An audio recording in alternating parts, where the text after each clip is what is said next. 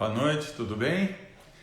Como vão vocês? É sempre um prazer a gente estar aqui de novo. Hoje nós vamos fazer uma live, tá bem?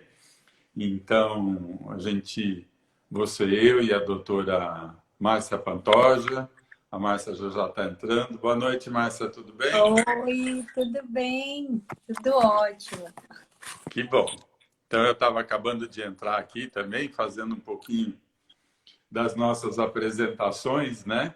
Uhum. Então, acho que a Márcia também, para quem não conhece, a Márcia é ginecologista, fez mestrado, doutorado na Unicamp, e a gente já está trabalhando junto há vários anos. Ela não gosta que eu diga quanto, porque revela a idade. Ela fez aniversário outro dia, mas É está isso bem, aí. tá, Márcia? Fica tranquila. Não pode. É.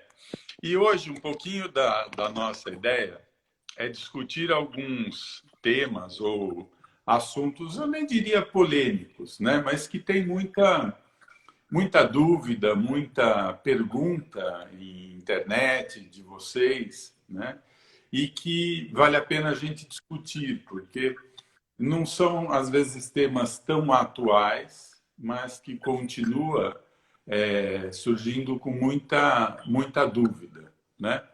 Acho que um dos primeiros que a gente fala muito hoje em dia é do STEAM, né, Márcia? Mas acho que seria legal revisar um pouquinho o que é uma fertilização in vitro, né? Que parte que entra tudo isso? Isso mesmo. Bem, boa noite, né? Eu agradeço mais uma vez essa live com o meu chefe de sempre, né? O Peta, comecei na reprodução com ele, então tudo que eu sei, muita discussão e muito estudo, é graças a ele muito, né? Então eu agradeço a oportunidade, é sempre muito bom discutir com você, estar na equipe do Fertilidade. Então, assim, é a nossa família, a nossa casa. Eu gosto muito do que eu faço e muito eu aprendi a gostar com você, né? Entrei para fazer videolaparoscopia na clínica e me apaixonei pela reprodução depois, né? Com o dia a dia, com os betas positivos, com o carinho das pacientes, que isso realmente é o que motiva o nosso dia a dia, né? E aprendo e continuo aprendendo muito com você. Agora a equipe está maior com a Rê e a Bru, e eu acho que nós quatro a gente só tem a somar para, se Deus quiser, ainda trazer muitos bebês ao mundo, né? Amém. Mas vamos lá. Eu acho que é bem importante esse tema realmente sobre a estimulação. Eu acho que hoje o casal na primeira consulta, o principal a principal preocupação, eu vejo que ainda é muito com tomar hormônios, com como funciona a fertilização in vitro e como a gente teria alternativas para usar cada vez menos hormônios, conseguindo uma, um mesmo objetivo, que seria a gestação, né? O que a gente tem de literatura, que a gente o nosso protocolo principal da clínica, é o que é mais estudado e o convencional, né? Então, a fertilização in vitro convencional seria um estímulo em que você inicia o tratamento no período menstrual dessa paciente, então na fase proliferativa. Lembrando que essa fase menstrual, ela inicia o recrutamento no ciclo anterior, né, dos folículos pré-antrais, e os folículos antrais, que a gente enxerga no momento da menstruação, são o nosso norte para começar o estímulo, né? Em qual estímulo utilizar, em qual dose pensar, e sempre individualizando cada paciente, né? Sempre Por que estimula a ovulação? Você não pode usar um só, por exemplo? Por que vocês então, gostam tanto, a gente gosta tanto de estimular a ovulação? é assim, eu sempre ouço essa pergunta como uma dúvida, mas assim, o que a gente tem Quando você estimula a ovulação, você consegue mais do que um óvulo para que você tenha mais chance de achar o embrião que vai gerar a gestação. Porque o casal que vai para a fertilização, ele está tentando em casa, né? Então, na maioria das vezes, existe já um tempo tentando com um óvulo todo mês, né? Então, na fertilização, a gente aumentaria a chance de dar certo, porque a gente vai produzir mais de uma vez só. Sendo esse mais, também graduando a dose, individualizando cada um, para que a gente não tenha um estímulo muito grande, que é o que o hiperestímulo ovariano muitas vezes acaba causando em algumas mulheres, como ovário policístico, e isso em alguns momentos tem um grupo que estuda muito a mínima estimulação para tentar não danificar a qualidade dos óvulos. Então, não é que um não possa, até pode, mas o nosso objetivo é tentar em um ciclo só gerar uma gestação, né? Então, por isso que a gente estimula. Na verdade, é uma coisa até estatística, né? Se um óvulo te dá uma chance, 6 óvulos vão te dar uma chance maior, porque você tem, na verdade, mais opções. Porque, no fundo, o que é uma fertilização? A gente melhora um pouco algumas coisas. Então, acho que a primeira melhora é isso. Em vez de você estar contando com óvulos, você pode contar com 6, com 8, com 10, com 12.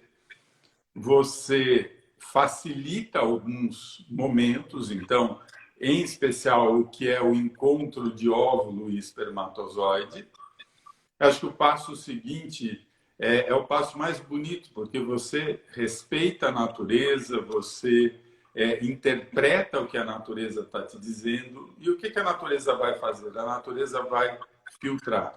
Então, a natureza não vai deixar com que todos os óvulos virem embriões, nem todos os embriões vão chegar lá na frente. O que a gente chama de lá na frente é o tal do blastocisto. Então, muito do que é uma fertilização in vitro é interpretar e respeitar o que a natureza está te dizendo, né? E vai chegar lá no fim, a natureza vai falar, olha, desses 6, 8 óvulos que começaram essa jornada, que começaram esse caminho, vocês têm 2 que realmente vão dar chance de gravidez. Eu acho que é isso que a gente busca, né? A gente busca aquele embrião campeão ou campeã, né? E porque é esse embrião que vai dar para a gente a chance de gravidez. Isso é a natureza que vai mostrar, né? E por que faz então mais estimulações, né? Qual que é o conceito desse duo ou duplo estímulo, né? É igual fazer 2 estimulações, você acha? Então, o Dulistin, ele surgiu para... a ideia é para aquela paciente que tem poucos óvulos, para baixa reserva ovariana, onde a gente consegue concentrar uma coleta de óvulos 2 vezes no mesmo mês. Então, a gente usa uma primeira fase para colher e uma segunda fase, que também a gente estimula da mesma forma, só que no período lúteo, né, do ciclo menstrual. Então, a gente tem a coleta tradicional, menstruou, inicia o estímulo, coleta óvulos daí 10 a 12 dias, e daí 5 dias depois, sem a paciente menstruar, a gente teoricamente teria uma segunda onda, né, que foi descoberta há algum tempo, né, estudando a baixa reserva, tentando aumentar o número de óvulos coletados mês a mês. Então, a gente iniciaria um novo estímulo, né, também com medicações, que pode ser igual à primeira fase, a medicação da segunda, para que a gente tente agilizar as 2 coletas no mesmo mês e aumentar a quantidade de óvulos. E isso também melhorou porque o congelamento de óvulos melhorou. Então, você lembra na época que eu comecei muito com o Minifiv, a gente fazia pouquinho para conseguir um embrião, porque a gente não conseguia garantir que aquele óvulo, se eu guardasse para fertilizar tudo junto, iria sobreviver. Então, com o do STIM, eu consigo guardar óvulo numa primeira fase para deixar fertilizar tudo numa segunda, né? Ou até no momento que a gente realmente for colocar no útero. O único assim, detalhe do STIM é que a gente não consegue transferir nem no primeiro nem no segundo ciclo, né? Tem muitas pacientes que têm essa dúvida, mas na segunda fase eu posso transferir? Não é o ideal, porque justamente você vem de uma estimulação ovariana e o ideal é que você aguarde o período menstrual para o preparo endometrial desse novo ciclo, né, que vai surgir. Esse conceito, como a Márcia estava falando para vocês, assim, isso tudo surgiu num grande serviço italiano que tinha muitas mulheres com baixa resposta, ou seja, poucos óvulos, e queriam juntar mais óvulos. Isso é um conceito antigo já. Você tem várias espécies, você tem várias ondas de folículo. E a gente sempre usava essa primeira, né? Só que antes da menstruação ainda vem outra fase. E quando começou, os italianos, o que eles publicaram? Olha, você vai ter melhores óvulos na segunda fase, você vai ter mais embriões normais geneticamente, e isso virou uma polvorosa mundo afora. Então, todo mundo foi atrás e, olha, vamos fazer do STIM, né?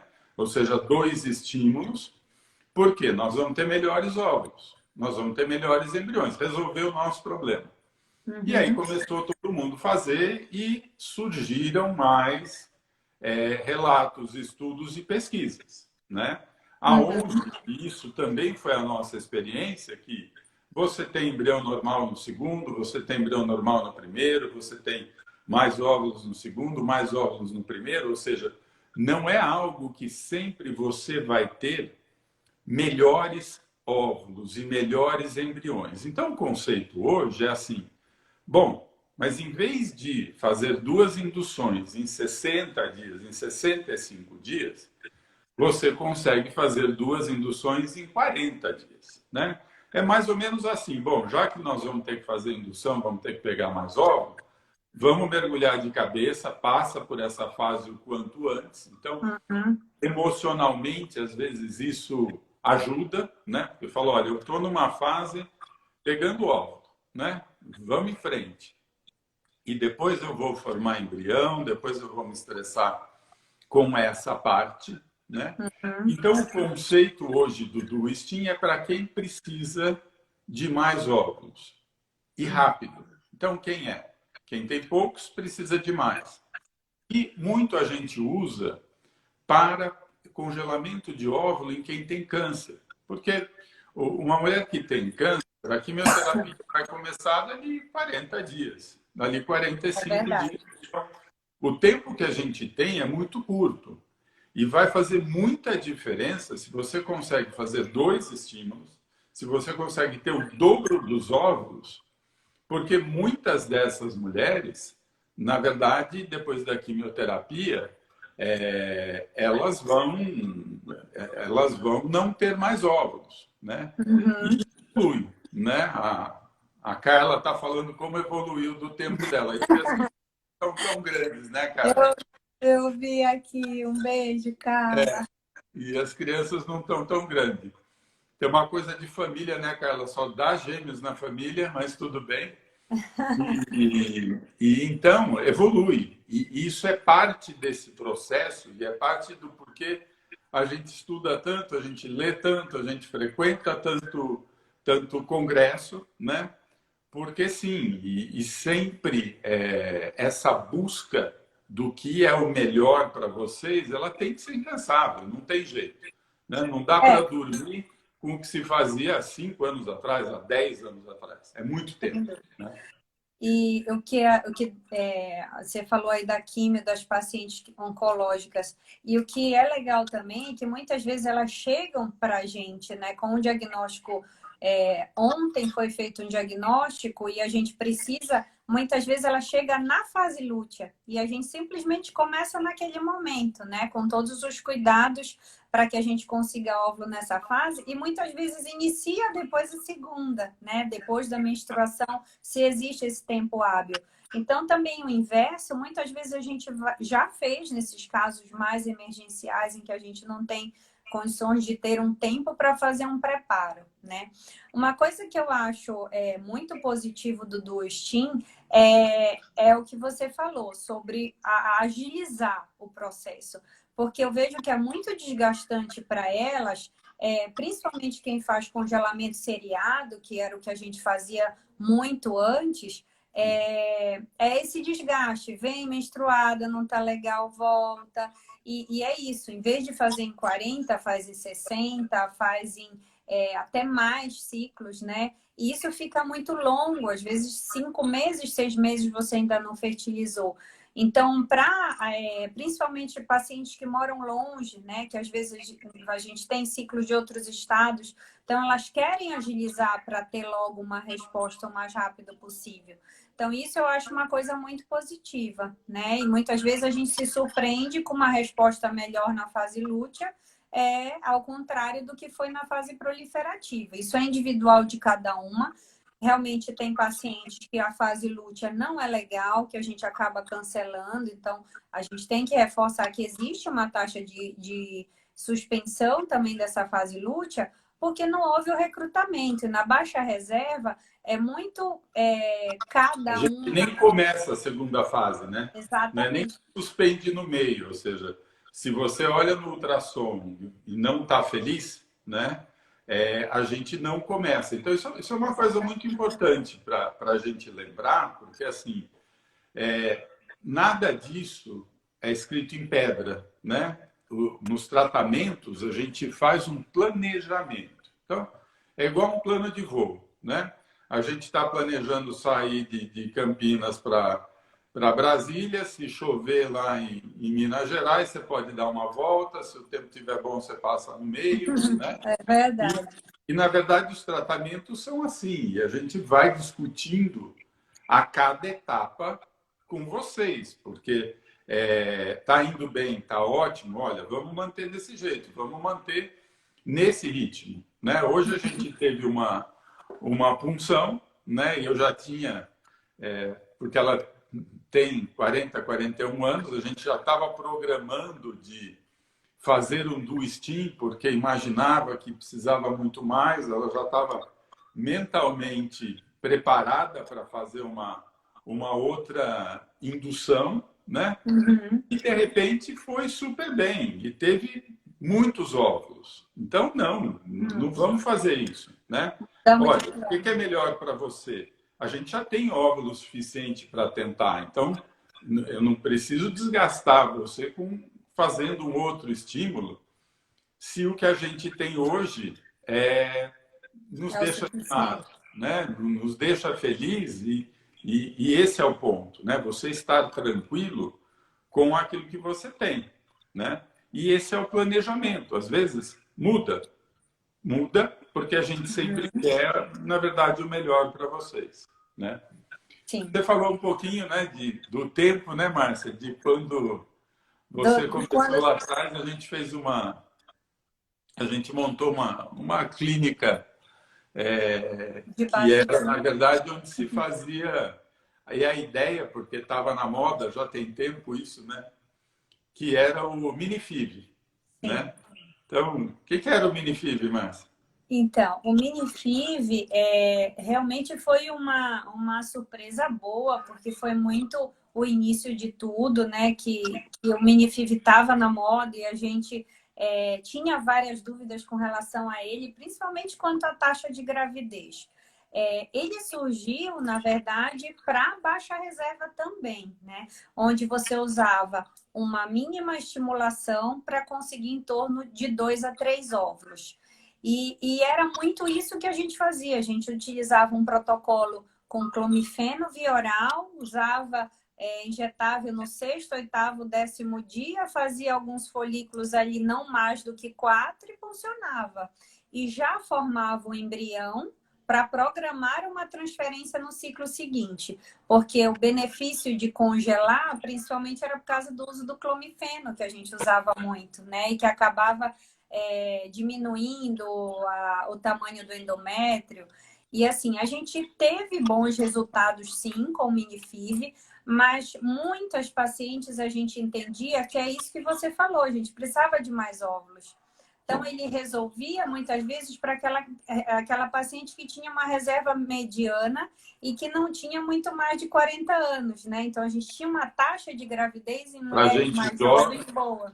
Né? Para gente jovem, e muitas vezes com um bom número de folículos, né? Porque, na verdade, eu sempre gosto de história, tá? Mas ela não conta tanta história ainda porque ela está um pouco mais novinha, mas isso começou, na verdade, então, tem uma clínica no Japão que tem até hoje, né? Para vocês terem ideia, essa clínica faz 100 casos, 100 punções por dia hoje, né? E na época já fazia uma coisa absurda, era 50, 60 punções por dia, né?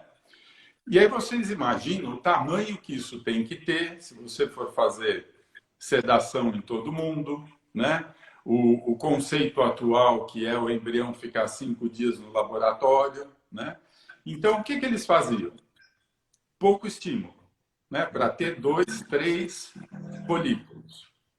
Punção, anestesia local. Porque funciona, olha, obrigado, senhora, pode ir para casa. Né? Transferência, 1 dia depois, 2 dias depois, no máximo 3 dias depois. Para o embrião não ficar muito tempo no laboratório.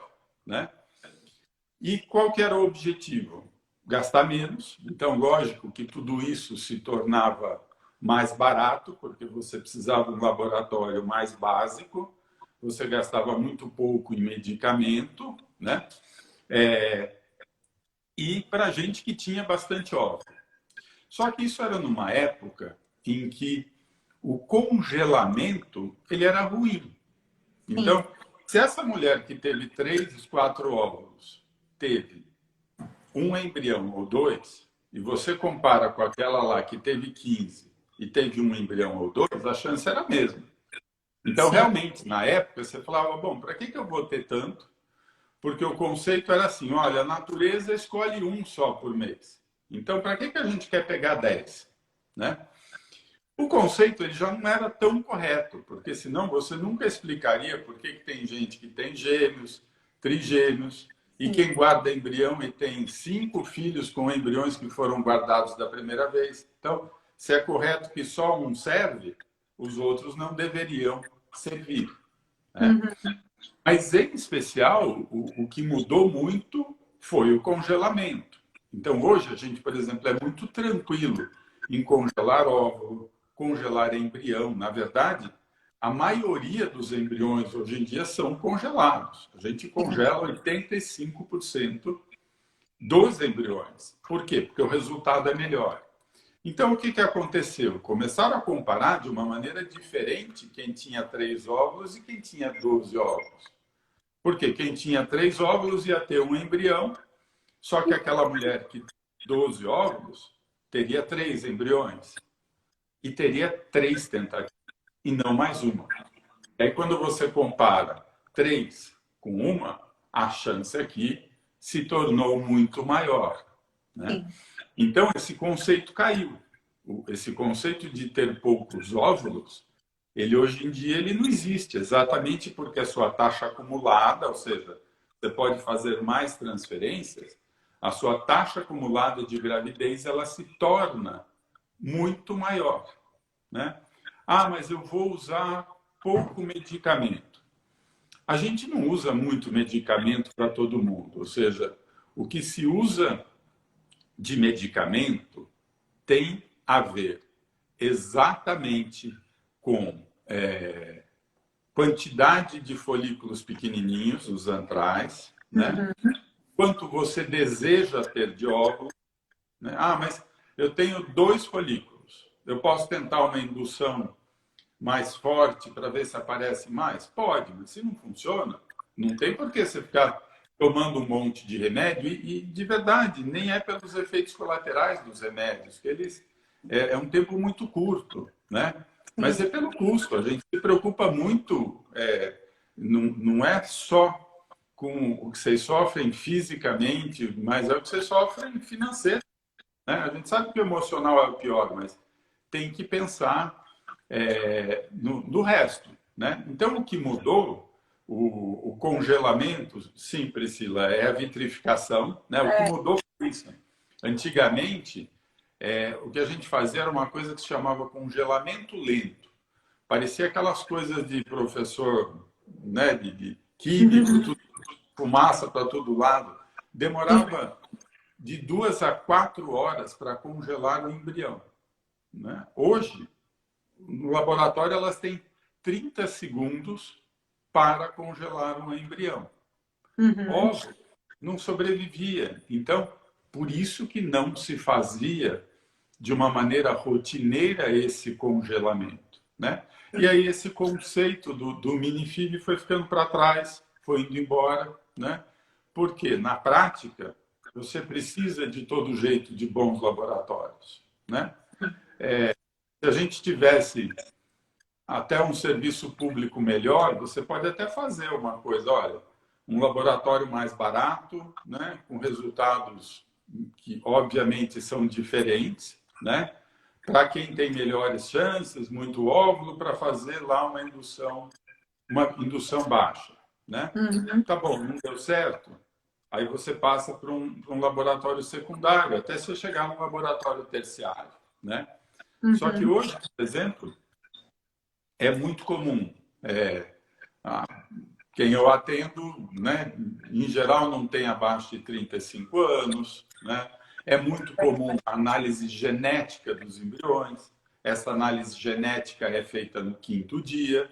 Então, você precisa de mais embriões.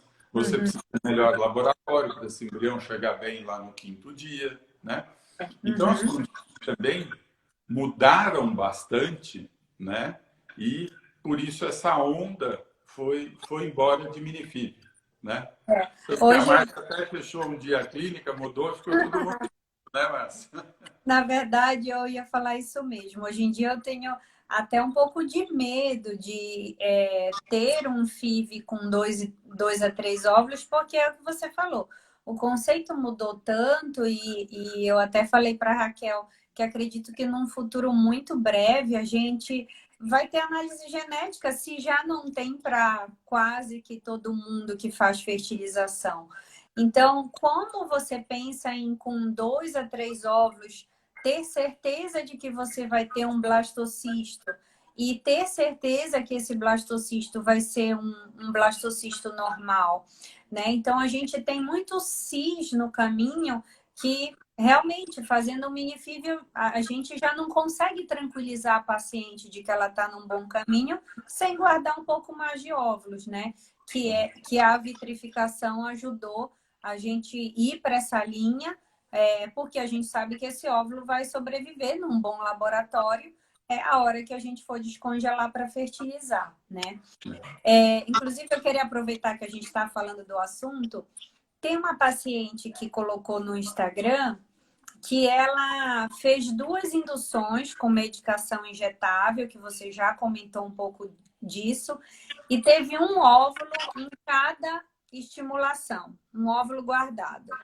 E ela falou se poderia fazer minifib, né? Eu até falei que as perguntas eu ia responder na live, mas assim, eu acho que se é o que você falou, com mais dose, não nem precisava talvez de tantas doses, ela tem mantido a mesma resposta, talvez usar uma indução alternativa ajude, né? Talvez com medicação via oral, que diminui o estradiol e talvez estimula por outra via, né? Eu acho que talvez essa paciente se beneficiaria de uma mínima estimulação, que eu acho que é o que ela quis dizer, né? Porque a minifib em si associa a mínima estimulação para ter menos óvulos. No caso dela, a gente já tem tido menos óvulos, né? Tem gente até que não responde, né? Com medicamento. Você começou hoje um ciclo espontâneo, né? Às vezes o ciclo Sim. espontâneo tem um óvulo e você pega sem nenhuma indução, na verdade, né? Então, e esse é o objetivo, né? Porque foi uma pergunta lá, acho que da Marielle, de 37 anos, se existe uma dose mínima. Na verdade, Marielle, existe a melhor dose para você, né? Então, isso é a idade, isso é a tua reserva ovariana. Quando você menstrua, a gente conta os pequenininhos. E qual é o nosso objetivo, né? Então, não, o seu objetivo, eu preciso ter mais embriões, porque o meu histórico necessita disso. Não, eu tenho uma reserva grande, né? Eu posso fazer um estímulo menor porque eu quero alguns óvulos, eu não quero ter óvulo, embrião guardado. Isso é uma coisa muito importante para vocês, que é assim, todo tratamento de fertilização, de infertilidade, tem sempre que respeitar os valores individuais e os desejos de cada um, tá? Então é muito comum, às vezes, falar, olha, eu não quero ficar com o embrião guardado porque eu não quero lá na frente, se eu tiver já o filho, tiver engravidado, ter que decidir se eu vou doar esse embrião, se eu vou descartar esse embrião, ou o que eu vou fazer, né? É um direito de vocês. Então, o que a gente faz? Diminui a indução. Usa menos óvulos, né? Para ter menos embriões. Por quê? Porque esse é o jeito, né? Que é melhor para vocês. Esse é o jeito que vai dar tranquilidade para esse casal que pediu que fosse dessa maneira. E é assim que tem que ser, né? Então, não precisa... Nossa, eu vou me preocupar porque eles vão pegar um monte de embrião, fazer um monte de embrião, depois vão descartar embrião. Não, pelo amor de Deus, a gente não pode descartar embriões bons, saudáveis, né? E é uma prerrogativa, na verdade, dos donos do embrião, dos pais do embrião, né? Então, não é uma decisão nossa, tudo isso é uma decisão de vocês. E a gente está sempre do lado para orientar, porque, sim, eu quero ter um filho e não quero ter guardado. Para que a gente vai querer ter 20 horas? Vamos fazer uma baixa indução, né? Ah, mas isso é um minifib? Isso é só um conceito, né? Esse é um nome de marketing. Então, vocês sempre vão ver nomes de efeito porque algum marqueteiro falou, nossa, isso atrai porque é mini. Mini parece que é pouquinho, eu vou resolver meu problema com pouca coisa, né? Mas é marketing. Então, o conceito correto é a melhor dose para você, para o que você precisa, né? É isso aí.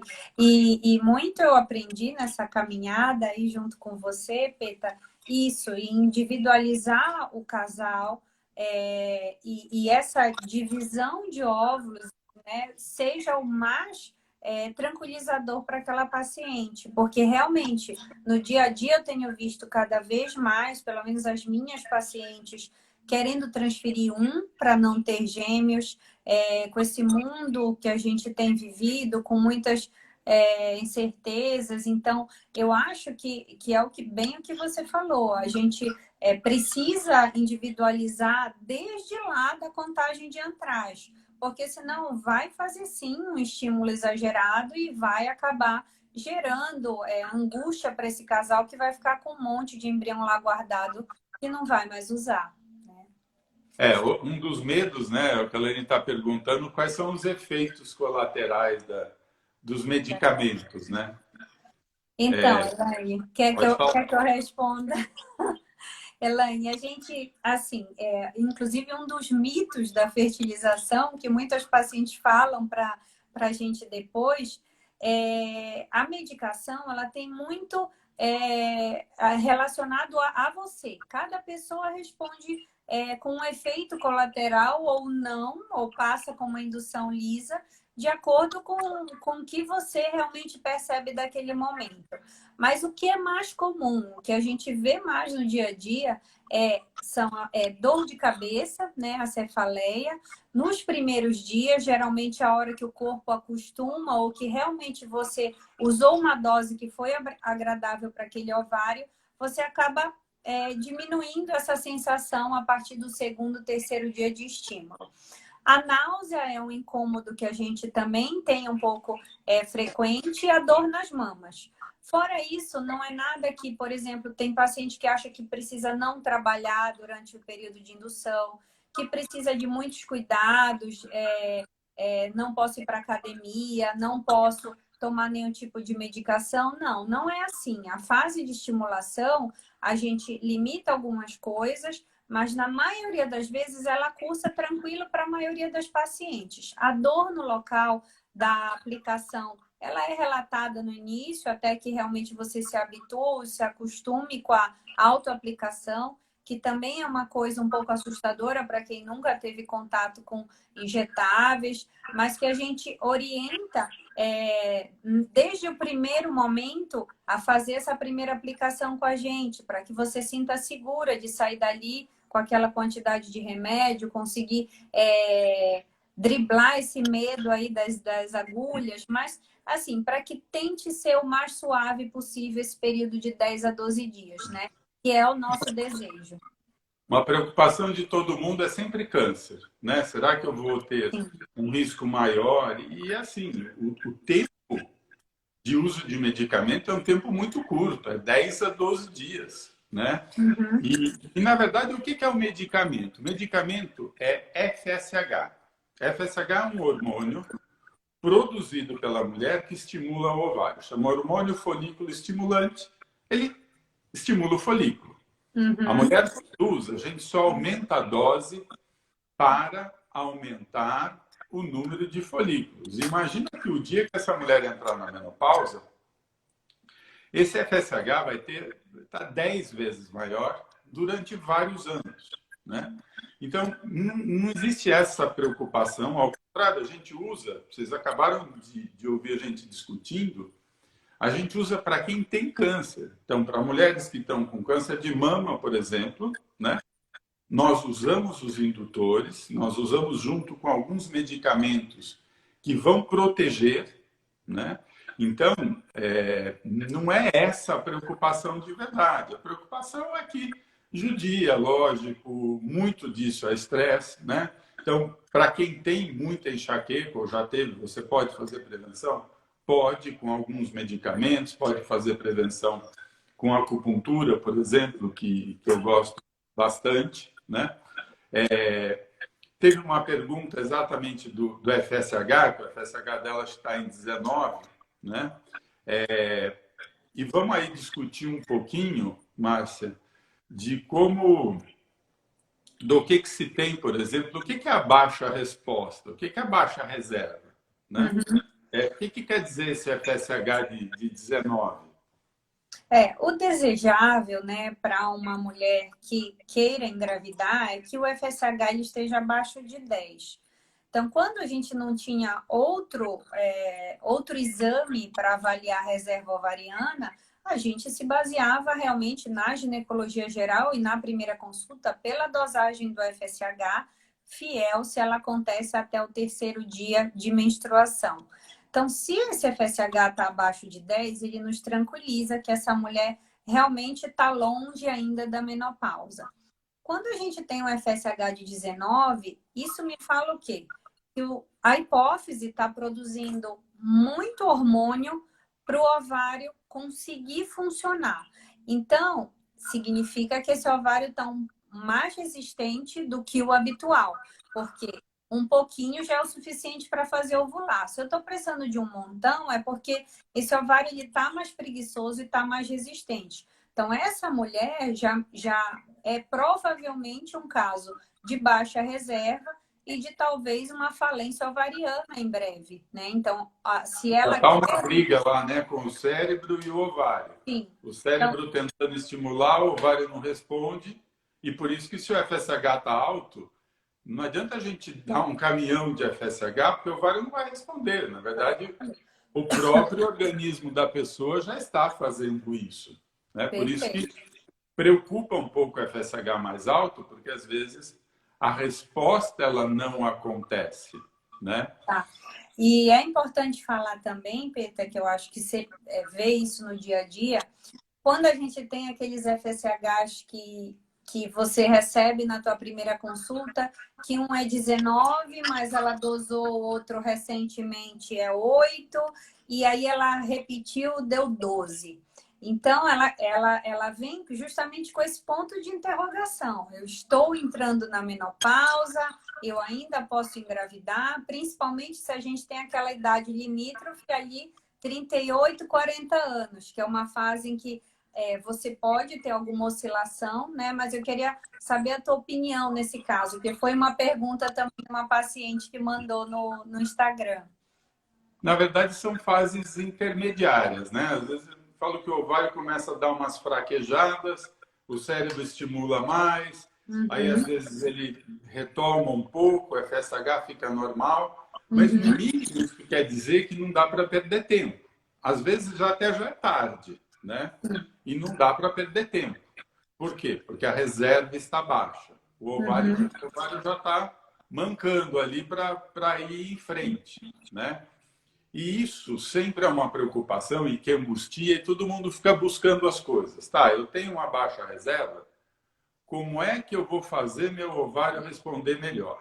Né? A primeira coisa, assim, vocês cansam de ver, nossa, você vai usar isso que vai resolver a tua vida. Né?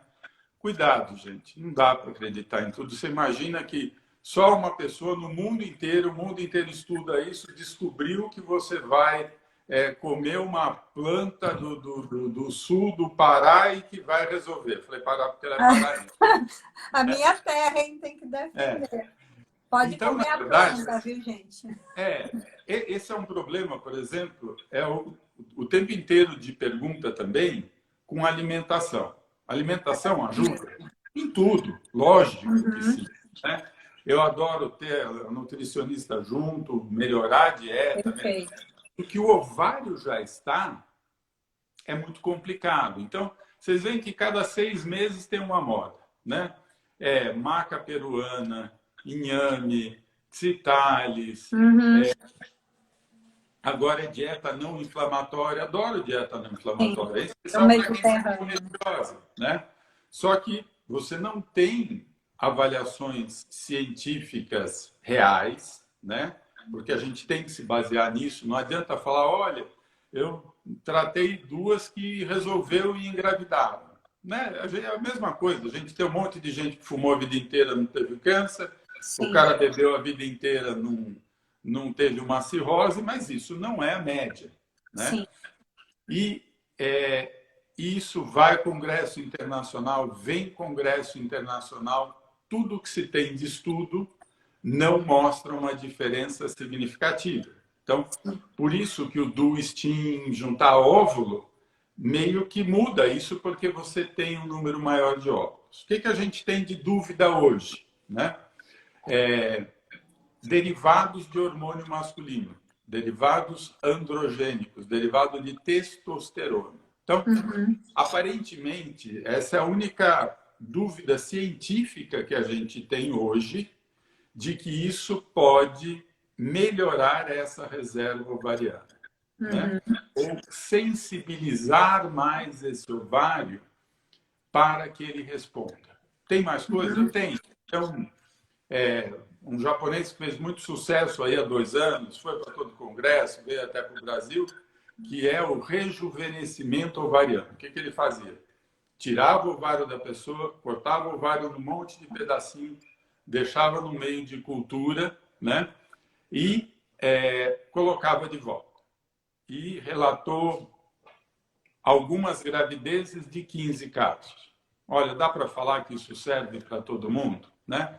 Dá para sair tirando ovário das pessoas, cortando em pedacinhos, pondo no meio? Não, isso é experimental. E é isso que a gente tem que ter claro. Né? Tem coisas que são mais promissoras, então a gente usa lá o derivado de hormônio masculino para sensibilizar? Sim, porque parece promissor. Né? Mas pode ser que daqui 5 anos a gente diga, olha, não serve para nada. Né? Como tem muita coisa que a gente cansou de fazer no passado, né? E que hoje você vê. Então, a gente cansou de fazer injúria endometrial, né?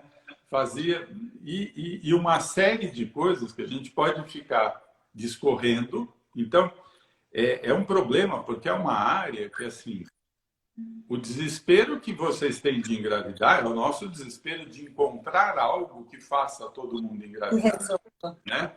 Só que precisa muito cuidado. Entre alguém pensar e falar, nossa, encontrei algo, né? É muito diferente. É o que vocês estão vendo aí exatamente com a história do Covid, né? Nossa, todo mundo vai usar antibiótico. Olha, desculpa, antibiótico não serve para nada, né? Todo mundo agora está usando antiverme. E já está cheio de, olha, desculpa, Sim. antiverme Cada não hora é um serve para nada remédio. como profilaxia, né? Uhum. Então a gente precisa ter muito cuidado, porque assim, a gente entende que está todo mundo fragilizado, né?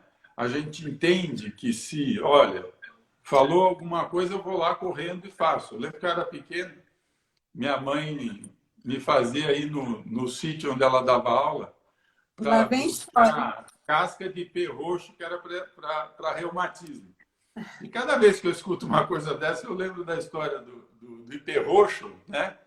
E depois de uns anos, eu falei, mãe, e aquela história de ipê roxo? Ah, depois descobriram que não servia, eu já abandonei ipê roxo faz tempo, né? É bem isso. Então, Ó, você acaba vendo na prática, né? isso é verdade. Eu anotei mais uma perguntinha que mandaram agora. O antimileriano 0,55 com FSH alto. Se é melhor fazer o miniFIV ou o duo? Acredito que a gente respondeu como duo, né? Talvez precise juntar óvulo e não só fazer um embrião com poucos óvulos para a gente conseguir aí uma gravidez. Cuidado com esse FSH alto, tá? Porque, assim, 0,55 é baixo para alguém de 31 anos, mas não é desesperador. Sim, Então, esse é o nosso dia a dia. Todo mundo de antimileriano 0,3, 0,4, 0,6, né? certo. Mas uma coisa é você esperar um FSH alto de alguém com antimileriano de 0,1. Então, sempre essa das coisas, né? Que o antimileriano, em geral, ele é mais confiável. Se você faz num laboratório confiável, ele é mais confiável, né? Sim. Então, é mais provável que o antimileriano esteja correto e esse FSH esteja erroneamente aumentado, né? Voltando um pouco só para responder a Priscila, alguma coisa que possa fazer para facilitar a implantação, alimentação, dieta, alguma coisa mais?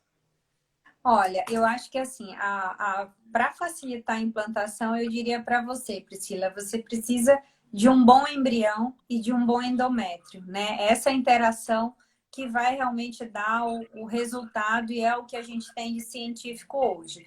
Mas um pouco que o Peta falou sobre a nutrição é sempre positivo você buscar uma alimentação saudável, né? Eu não te apontaria alimentos específicos que realmente vão facilitar, mas sim uma dieta saudável. Se você está no sobrepeso, perder peso, se fuma, tentar eliminar o cigarro da tua vida. Mas fora isso, eu acho que o mais importante é o melhor embrião e você ser acompanhada para ter o bom endométrio para que essa gravidez alcance o sucesso. Você chamou a atenção de um ponto importante, Márcia, é o peso. Então, existem vários estudos tentando comparar o peso e a chance de gravidez. Quem mais engravida? Quem está com o IMC, lá, o índice de massa corpórea, o peso normal. Uhum. Depois quem está abaixo e depois quem está acima. Ah, mas por que quem está acima engravida menos? Porque a gordura produz um hormônio fraco, tá? Ele, muitas vezes, ninguém nem percebe, nada disso, mas ele pode atrapalhar exatamente aquele endométrio, né? Ah, mas então é melhor eu emagrecer antes de fazer uma fertilização? Esse é sempre um problema, porque se você emagrece com dieta louca e vai perder lá 15 quilos em 3 meses, o ovário fica todo bagunçado. O ovário se É perde. Vai verdade. demorar meses para entender que você perdeu peso, se acostumou com tudo isso, tá? Então, quando a gente fala perder peso, isso tem que ser de uma maneira gradual e saudável. E Perfeito. gradual e saudável não é perder 15 quilos em 2 meses. Uhum. E a gente sempre vai ficar pesando, fala, bom, aonde eu perco mais ou aonde eu ganho mais, né? Se ela vai demorar um ano para perder esses 15 quilos de uma maneira saudável, mas ela já está com 37, pode ser que a gente perca mais Uhum. no aumento da idade, na piora dos óvulos, do que a gente ganhe com a perda de peso. É lógico, você tem 25, tem um antimileriano ótimo, né? Pode perder um ano aí, ou esperar um ano para emagrecer de uma maneira saudável. E provavelmente, muitas vezes, você até engravida sozinho e não precisa de um tratamento para engravidar, né? A gente já fez, acho que, uma live sobre ovário policístico, né? Sim. E o quanto isso acompanha com obesidade, acompanha com distúrbio de metabolismo. E muitas vezes, como é que você resolve? Dieta, exercício, Uhum. perda de peso, né? Então, sem dúvida nenhuma, essa alimentação adequada que a Márcia falou, ela é fundamental para todo mundo, né? E idealmente em todos as épocas da vida, né, Márcia? Sim. E você falou um ponto importante aí do ovário policístico. Eu tive particularmente duas pacientes que eu acho que a cirurgia bariátrica agora parece que ficou um pouco mais fácil, de fácil acesso, com menos restrições. Eu acho que as técnicas melhoraram. Então, eu tive duas pacientes com ovário policístico que realmente fizeram, Beta, e eu tive a infelicidade de estar vivendo com elas ainda uma dificuldade de gravidez, né? Porque a proposta realmente é a perda de peso, melhorar a fertilidade. Só que é o que você falou, no caso delas, a perda de peso continua sendo contínua. E o ovário meio que não responde mais, os antrais parece que estão um pouco menor do que era do ovário policístico, só que eu não consigo mais a resposta, né? Então, o corpo dela parece que mudou tanto o metabolismo que foi negativo essa perda de peso, essa perda de peso intensa em curto espaço de tempo. Então, eu vou ter que esperar para ver como que ela vai ficar harmônica de novo com o próprio organismo para a gente poder seguir com a ideia da gestação. Particularmente as duas têm menos de 35 anos, então a minha opção é ainda aguardar que isso estabilize para poder ver como elas vão ficar. É uma grande preocupação hoje, porque assim, o número de cirurgias bariátricas é enorme, né? E essa mudança de metabolismo, às vezes você tem um cara que produz milhões de espermatozoides, faz a cirurgia e fala, nossa, agora eu tô ótimo, tô magrinho, colesterol abaixou, chega lá, sumiu o Piorou. espermatozoide, né? Então a gente, às vezes, até conversa para esse cidadão guardar espermatozoides, né? Óvulo também é uma coisa parecida, às vezes. Não é que a gente vê tanto que some óvulo, tá? Mas a variação da resposta, porque essa mudança de metabolismo ela é muito drástica. Tem gente que perde 40 quilos em um mês e meio, dois. É uma coisa alucinante. E nosso organismo não foi feito para essas mudanças, na verdade, tão drásticas, né? Uhum. E quanto isso afeta a fertilidade naquele momento, né? Então, eu acredito, e realmente eu conversei um pouco isso para estabilizar essa fase de perda de peso, para a gente poder seguir com a ideia da gravidez. Porque senão acaba que a gente não consegue uma coisa nem outra, porque altera a tireoide, então precisa alinhar tudo novamente para a gente. Até para a gravidez é importante estar saudável, né? A gente não pode pensar só no embrião e no beta positivo. Assim, Sim. o objetivo, na verdade, é que vocês tenham um filho saudável em casa, né? A gente não quer ter só um resultado positivo, a gente não quer ter um aborto, não quer ter um parto prematuro, né? A busca e o que importa, na verdade, é vocês terem o filho em casa, né? Sim. O resto é só a passagem para esse objetivo que é muito importante, né? Eu já Perfeito. não faço parto faz tempo, né? Deve ser um perigo fazendo parto, que acho que o último parto que eu fiz tem uns 15, 20 anos, né? Mas a gente tem que também ajudar o obstetra depois, que vai ajudar a gente conduzindo tão bem, né? A gente fala que mima tanto vocês, né? Fala, mas é diferente uma gravidez de fertilização de uma gravidez normal? Eu falo, a gente mima demais vocês, né? A gente É verdade. toma muito mais cuidado, né? Parece que vira todo mundo de cristal, porque assim, a gente sabe que não é fácil o que vocês passam, né?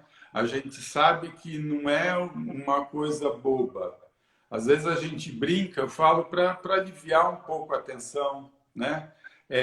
Mas a gente sempre está junto, né? A gente está junto nos momentos tristes, nos momentos difíceis, nos momentos de efeito colateral, às vezes, né? Sim. De tristeza, de não saber o futuro, né? Mas a gente está sempre junto. E se Deus quiser, sempre comemorando no fim, na maioria das vezes. É isso que nos anima, né? Isso que nos estimula, né? E quando eu falo que eu fico tranquilo só quando eu recebo a foto de vocês chegando em casa com o bebê, tá? Então, é verdade. É muito, olha, eu vou entrar para o parto, vou entrar para a cesárea, eu já começo a rezar também. Falo, bom, manda a foto depois, aí eu vou dormir tranquilo mesmo, né? Não tem muito jeito, né? Essa quarentena também a gente tem se animado com isso. Todo dia nos grupos são bebês, gêmeos nascendo e graças a Deus isso realmente é o respirar do dia a dia, gente. Então, continuem mandando, é muito importante para a gente, né? Ver o depois, ver vocês felizes e ver que o nosso trabalho realmente e sempre vai ser recompensador, eu não tenho dúvida disso. Eu quero... A gente vê, às vezes, quem está lá na recepção, vê alguém entrando com o bebê, né? Fala, nossa, já conseguiu, foi fácil. E assim, a gente vive a história de vocês, né? A gente sofre junto, não tem jeito, né? E também acho que não pode ser diferente, porque se fosse diferente, a gente estaria na profissão errada, no lugar errado. Né? Exatamente. Mas a gente sabe a história por trás, né? A gente sabe tudo o que cada um passou, às vezes foi mais fácil, às vezes foi mais difícil, às vezes foi uma luta muito longa, né?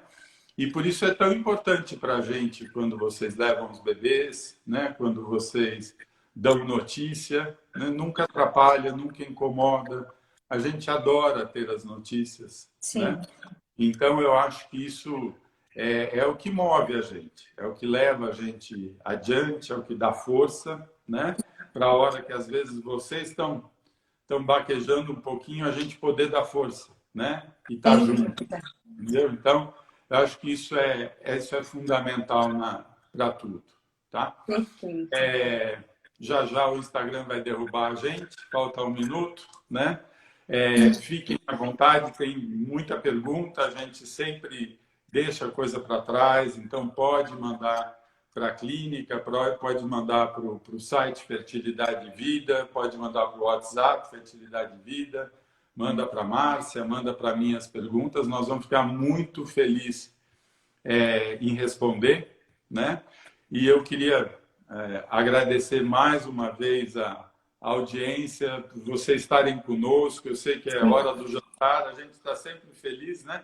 E poderia falar muito tempo, mas muito obrigado por vocês estarem conosco, tá? Uma boa noite. É isso aí. Com Deus, até a próxima. Amém. Obrigada, gente. Uma boa noite aí para todo mundo. Um beijo, Peta. Beijo, Márcia. Até amanhã cedo. Até amanhã. Tchau. Beijão. Tchau, Tchau, tchau.